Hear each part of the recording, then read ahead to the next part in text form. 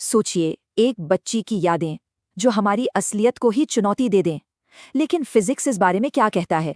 तो चलिए सीधे चलते हैं शांति देवी के उस हैरान करने वाले किस्से पर। ये बात है 1930s दिल्ली की।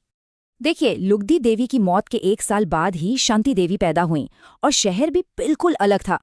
सिर्फ 4 साल की उम्र में वो मथुरा की डोली बोलती थी जो उसने कभी सीखी ही नहीं। उसकी यादें इतनी पक्की थीं, परिवार के राज, यहाँ तक कि छुपे हुए पैसों की एकदम सही जगह बता दी।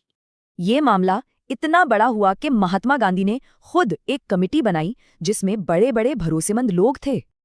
और सबसे जरूरी बात, गहरी जांच के बाद कमीशन ने उसके 24 दावों को बिल्कुल सच माना। कहानी तो जबरदस्त है, लेकिन ये सीधे जाकर फिजिक्स के नियमों से टकरा जाती है। पहली रुकावट आती है ऊर्जा संरक्षण के नियम से। ये एक बहुत पुराना और अहम नियम है। मतलब, अगर कोई आत्मा दिमाग में एनर्जी डाल या निकाल सकती है तो वो इस नियम को तोड़ देगी। और सदियों तक इसी वजह से माना गया कि आत्मा और शरीर का कनेक्शन हो ही नहीं सकता।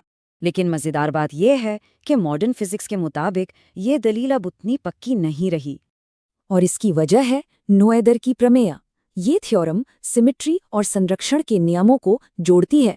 आसान शब्दों में, अगर कोई आत्मा दखल देती है तो सिमेट्री टूट जाती है, तो ऊर्जा संरक्षण जरूरी नहीं। तो ऊर्जा संरक्षण की दलील देना पहले से ही मान लेना है कि आत्मा जैसी कोई चीज है ही नहीं। तो चलिए, ये दरवाजा तो खुला है, पर अब आती है जनरल रिलेटिविटी की असली बड़ी दीवार।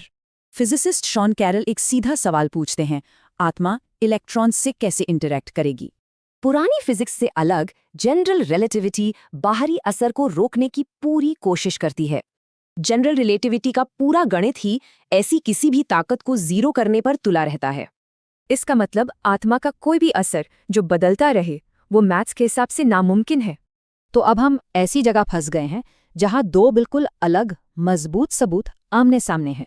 एक तरफ एक ऐसी कहानी जिसे झुटलाना मुश्किल है, दूसरी तरफ फिजिक्स के वो नियम जो झुक नहीं सकते। तो आखिरी सवाल यही बचता है, क्या हमारी फिजिक्स